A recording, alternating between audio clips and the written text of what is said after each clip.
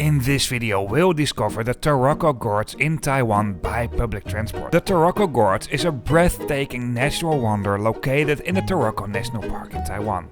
Carved by the Liwi River, the gorge features towering marble cliffs, deep canyons and a lush of vegetation. And visiting the Taroko National Park is really doable if you go here by train. I will show you all in this video as we discover this awesome place in Taiwan by public transport. Join me on this adventure to the Taroko National Park by public transportation. For now, let's roll the intro.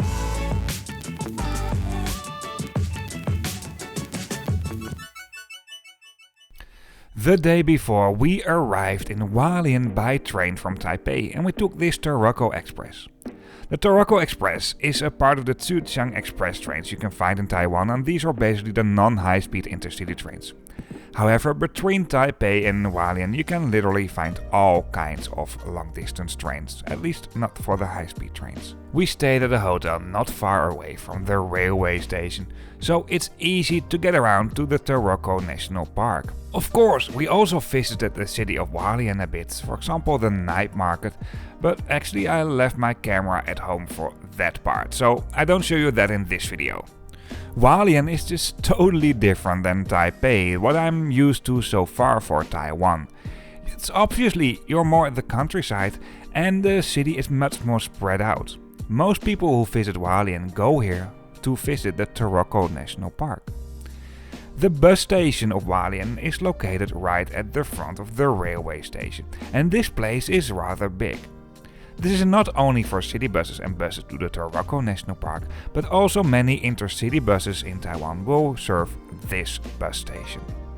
The railway station is located right at the opposite from here, and this will be featured in another video soon.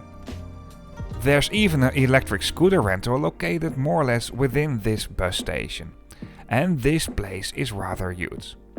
A clear display with information about departing buses is located within the bus station, and basically for the buses you find gates. If you want to leave your luggage here, no problem, you find left luggage lockers as well, and there are service desks as well. The level of English of the staff that worked here was rather good from my experience, although for my personal situation my girlfriend did the talking. She is originally from Taiwan.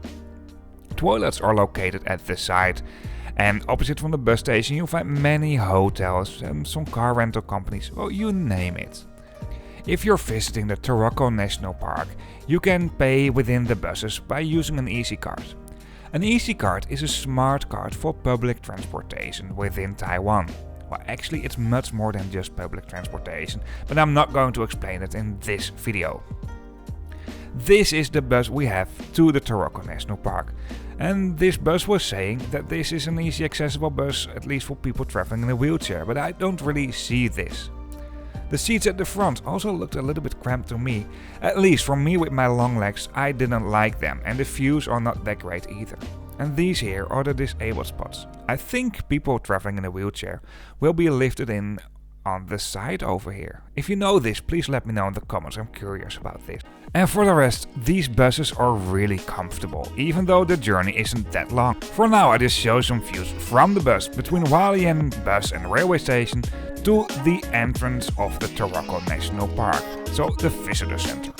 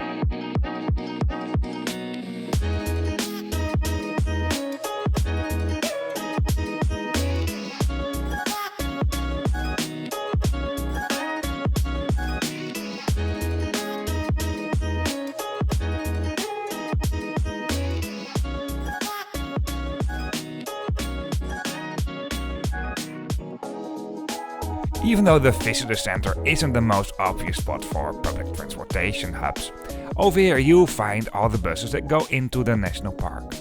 Also, here you find one of the very few bus stops with a real-time timetable for the buses.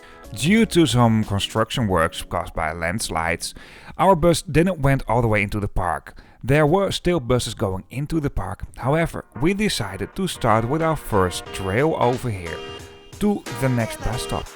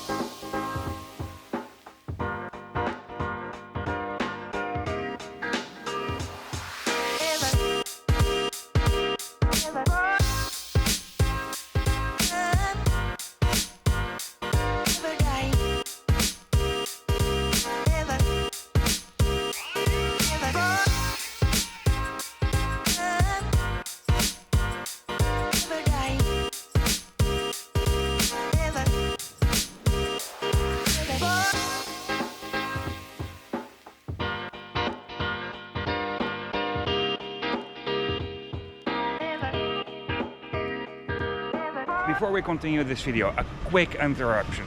If you like this video, please give me a thumbs up, I really appreciate that, or also if it's a helpful video to you. And if you like to see more trip reports about more sustainable ways of transportation, the main focus for this channel is long distance and international traveling. This is a little bit out of that box, but well, if you like to see more trip reports about more sustainable ways of transportation, then hit that subscribe button. Let's continue with the video for now. Back to the Shakadang bridge in the Taroko National Park, where we will take the bus that goes from the other railway station, what is not Hualien. One downside when it comes to these buses, the timetable is only mentioning the departure time from the railway station and also the arrival time at the final destination. So you have to calculate a little bit by yourself. The scenery from the bus is stunning as well. However, the buses are not like panoramic buses. However, the ride was still really enjoyable. These buses are kind of like city buses. And obviously you can also use your easy car to travel with these buses. Even though we only used buses at the Taroko National Park, you also had lots of taxis around. So if your bus timetable doesn't suit you, you can also try to just take a taxi. At least I think so, just check this in advance. Our next stop is a stop where you can't really go to by car because there are simply no parking spots, and this is the Tunnel of the 9 Turns.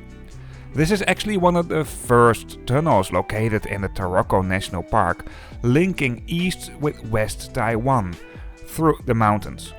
Nowadays, if you want to travel by car or any way of transportation, traveling through Taiwan via the mountains is not the most obvious and fast way to do so. It's faster to travel around Taiwan. This makes Taiwan actually unique. I mean, I'm from the Netherlands, what is known for being a very dense populated country, what it really is. However, Taiwan is smaller and even more dense populated. And look at this nature, it's overwhelming. It's also obvious that even though Taiwan is smaller, travel distances might be longer than in the Netherlands because you can't go from east to west like that. Well, you can go from east to west like that, but this will only be on very small mountain roads. And actually, this road here is one of these highways between east and west. And there are not a lot of those roads as well. In terms of population, it's really focused on the west side of Taiwan.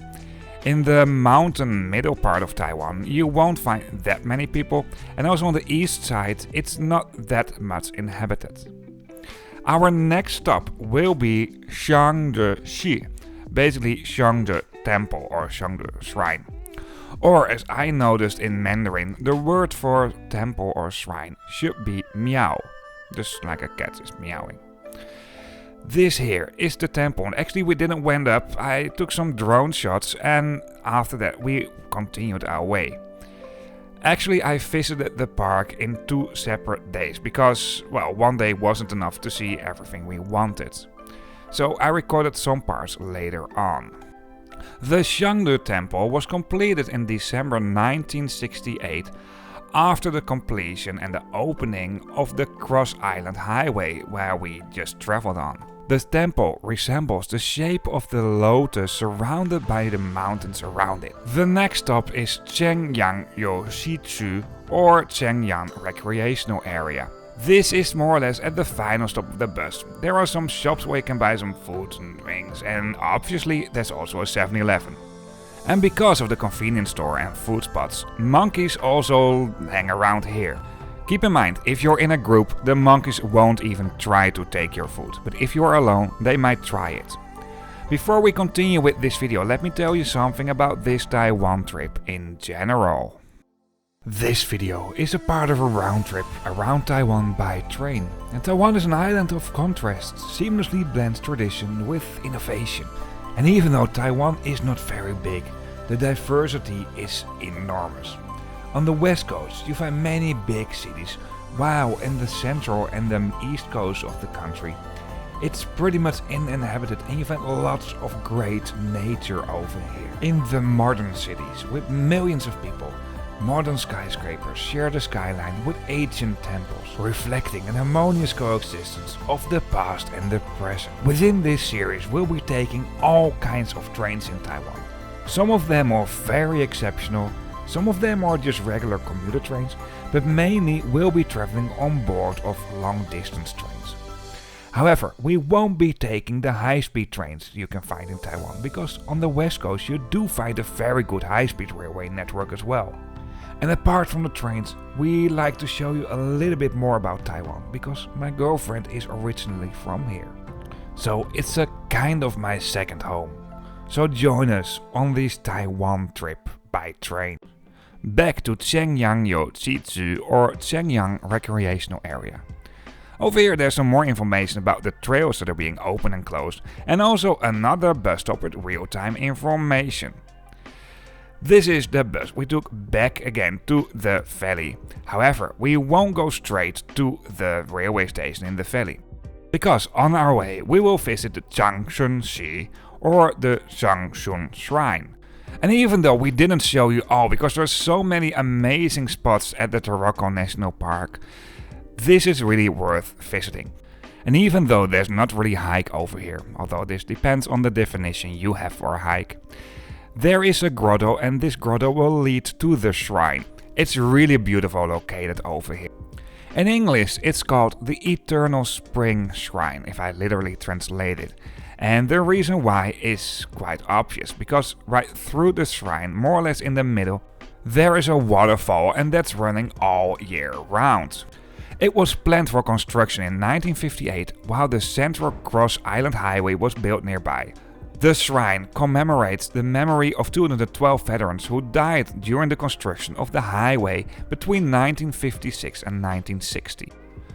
The shrine has been rebuilt twice ever since, after being destroyed by landslides, and the most recent shrine was built in 1989. Speaking of which, Taiwan is a country where you find lots of earthquakes.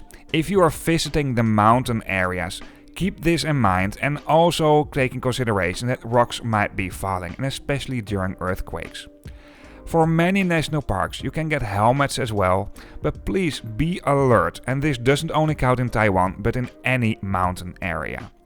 Sometimes people ask me if I'm afraid for, well, you know, the political sensitive subjects that's happening in Taiwan. But I'm not afraid of that at all. Taiwan is just a very safe place to visit. But if I may share my biggest concern, then these are earthquakes. Even though I experienced several earthquakes in Taiwan and everything has been built very earthquake proof, if you talk about my fears for Taiwan, I think this is the most realistic fear you can have. We end up this video at the railway station of Xincheng Recreation. This is basically Tianxiang Taroko railway station, and this is closest to the entrance of the park. This is really a modern railway station, but most trains that do serve this railway station are local trains. You will find some long distance trains though. Anyway, the railway station itself is quite modern. In the main concourse there's a shop, but there's no convenience store. We travel back to Hualien by local trains, and if you're traveling with local trains you can also use your Easy card. And this does not count for the long distance trains. For example, this train that's coming in over here. Therefore you need separate tickets. The railway station is pretty modern and everything has been mentioned in obviously Mandarin Chinese, but also in English and Japanese. When it comes to English, in general it's good in Taiwan, but sometimes it's a little bit challenging to communicate in English. I hope you liked this video. If you did so, or if it been a helpful video, once again, please give me a thumbs up. Going to the Taroko National Park by public transport is very doable, as I show you in this video. Well, once again, like I already told you, if you want to see more, then hit that subscribe button. And before we really end up this video, one last thing. Once again, thank you so much for watching. If you are interested in other trip reports, mainly by train, you can find them on this channel, and something you can find in the description of this video on YouTube is a link to a map. And on this map you can find all trip reports. Thank you for watching and see you on the next video.